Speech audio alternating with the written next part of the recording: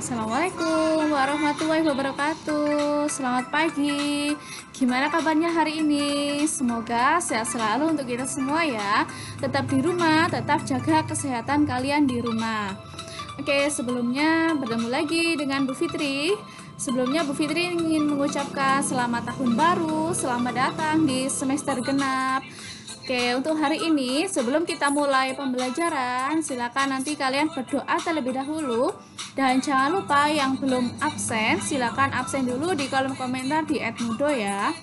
Nah, berhubung untuk hari ini kita sudah masuk ke semester genap, jadi kalian persiapkan mulai dari buku LKS, buku tulis, dan alat tulis kalian. Oh ya, untuk LKS-nya, silakan kalian siapkan LKS yang baru ya, yang seperti ini. Nah, yang kalian sudah dapatkan kemarin pasti sudah dapat semua kan ya. Disiapkan dulu LKS-nya, LKS yang baru, buku tulis, dan alat tulisnya masing-masing. Nah, Bu Fitri harap kalian ikuti pembelajaran ini dengan penuh semangat, dengan tahun baru dan semangat yang baru. Diharapkan nanti kalian jadi anak yang pintar, anak yang rajin, dirubah ya. Jangan sampai mengulangi pelanggaran atau kesalahan yang sama kemarin, tidak mengerjakan tugas atau tidak melaksanakan tugas yang diberikan oleh Bapak Ibu guru. Nah, oke, untuk hari ini yang kita akan bahas nanti adalah di bab 1 ya.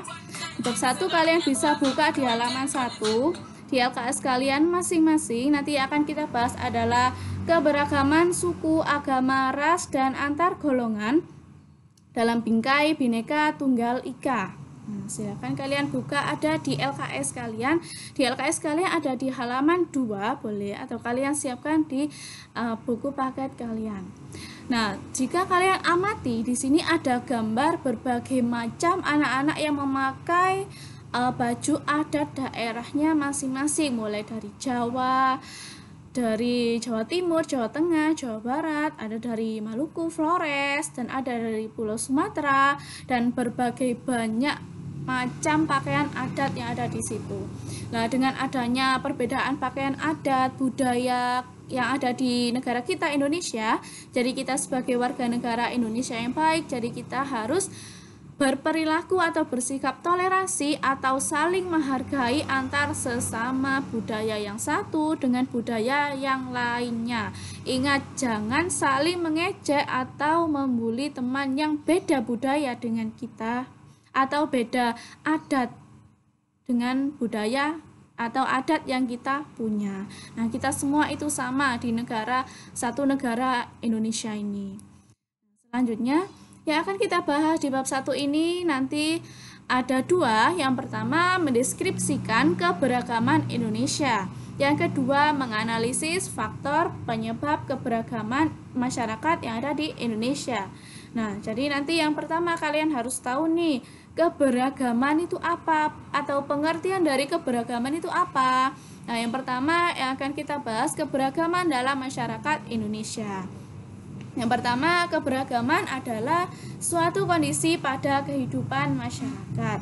Atau berdasarkan Kamus Besar Bahasa Indonesia, ragam dapat dibedakan sebagai berikut. Ada 5 poin. Yang pertama, sikap, tingkah laku, dan cara. Yang kedua, macam dan jenis. Yang ketiga, musik, lagu, dan langgam. Yang keempat, warna dan corak. Yang kelima, laras atau tata bahasa. Nah, ini merupakan jadi kesimpulannya, keberagaman ini merupakan suatu kondisi yang ada pada kehidupan masyarakat kita. Selanjutnya, yang pembahasan yang kedua, jadi nanti kalian harus tahu nih faktor apa saja yang mempengaruhi masyarakat Indonesia. Yang disebabkan oleh apa saja? Nah, di sini ada 5 poin yang harus kalian ketahui. Yang pertama, letak strategis wilayah Indonesia. Yang kedua, kondisi negara kepulauan. Yang ketiga, perbedaan kondisi alam. Yang keempat, keadaan transportasi dan komunikasi. Yang kelima, penerimaan masyarakat terhadap perubahan. Ya, nanti akan kita bahas satu persatu ya. Nah, untuk yang pertama ini, yang pertama kita bahas tentang letak strategis wilayah Indonesia. Nah, jika kalian lihat, kalian amati di layar, di sini ada peta Indonesia yang diapit oleh persilangan 2 benua dan 2 samudra. Jadi letak Indonesia ini sangat strategis, diapit oleh 2 samudra, yaitu Samudra Pasifik dan Samudra Hindia, dan diapit oleh 2 benua, yaitu benua Asia dan benua Australia. Nah, dengan diapitnya Indonesia oleh 2 benua dan 2 samudra ini, maka mengakibatkan wilayah Indonesia menjadi jalur perdagangan internasional antar negara atau antar pulau juga. Nah, selanjutnya yang kedua ya. Yang kedua, karena faktor kondisi negara kepulauan. Nah, jika kita lihat Indonesia ini memiliki berbagai banyak pulau yang terpisah-pisah secara fisiknya. Nah, jadi nanti akan mengakibatkan perbedaan suku bangsa, agama, bahasa, pakaian adat, makanan adat, dan lain sebagainya itu. Nah, kita terdiri atas berbagai macam pulau dari Pulau Sumatera sampai Papua, nah, Kalimantan, Jawa, Bali, Madura, nah, berbagai macam pulau-pulau yang terpisah-pisah di Indonesia. Selanjutnya ada perbedaan kondisi alam. Nah, jika kita lihat kondisi alam kita ada berbagai macam dari pegunungan, gunung, pantai, laut, dataran rendah, dataran tinggi, rawa, dan lain sebagainya. Nah, dengan adanya kondisi alam yang berbeda-beda di daerah yang berbeda-beda juga, maka nanti akan mengakibatkan perbedaan masyarakat, mulai dari bentuk rumah, terus pekerjaan atau mata pencaharian, makanan, pakaian adat, kesenian, bahkan kepercayaan masyarakat yang ada di sekitar itu. Nah, contoh saja kita ambil dari jika kita di daerah pegunungan, nah, kita lihat mata pencaharian atau pekerjaan orang yang ada di sekitar pegunungan atau gunung, maka mata pencariannya adalah sebagian besar biasanya pertanian, perkebunan, dan peternakan. Selanjutnya contoh lagi jika kita ke daerah laut atau pantai, nah di situ pasti mata pencaharian orang sekitaran situ bisa nelayan, mencari ikan, terus membuat jaring, terus ada yang budidaya ikan juga. Nah, itu juga dari perbedaan itu nanti akan mengakibatkan perbedaan-perbedaan keberagaman masyarakat Indonesia. Yang keempat, nah karena faktor keadaan transportasi dan komunikasi. Nah, jika kita lihat di Indonesia ini banyak berbagai macam transportasi yang sudah canggih, mulai dari sepeda motor, mobil, kereta api, bis, becak, kapal laut, pesawat, dan sebagainya itu. Nah, selanjutnya ada komunikasi. Komunikasi ini seperti radio, handphone yang kita punya. Nah, sekarang pasti kalian punya nih, HP kalian pasti sudah canggih-canggih, sudah pada modern ya kan?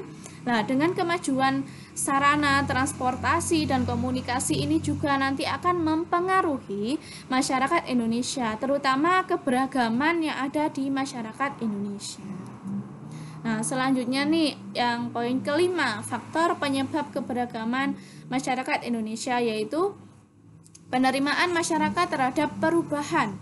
Nah, jika di daerah kita atau di lingkungan sekitar kita kedatangan warga asing, misalnya warga luar pulau atau warga dari luar negeri, nah pasti mereka membawa budayanya dari daerahnya masing-masing. Nah, kita sebagai warga yang baik tidak boleh langsung meniru. Jadi kita harus memilah-milah mana nih yang baik, mana yang buruk. Kalau yang baik bisa kita tiru, yang buruk tidak boleh ditiru. Nah, di situ nanti akan membawa pengaruh yang besar terhadap perubahan masyarakat Indonesia. Nah, itu tadi pembahasan kita di bab 1 di semester genap awal ini. Nah, jika kalian ada yang belum paham tentang materi untuk hari ini, bisa kalian catat dan nanti bisa ditanyakan ke Bu Fitri ya. Oke, jangan lupa tetap semangat belajar, tetap semangat mengerjakan tugasnya. Jangan sampai tidak mengerjakan tugas ya. Oke, sebelumnya terima kasih atas perhatian kalian. Saya akhiri dulu. Assalamualaikum warahmatullahi wabarakatuh. Selamat pagi.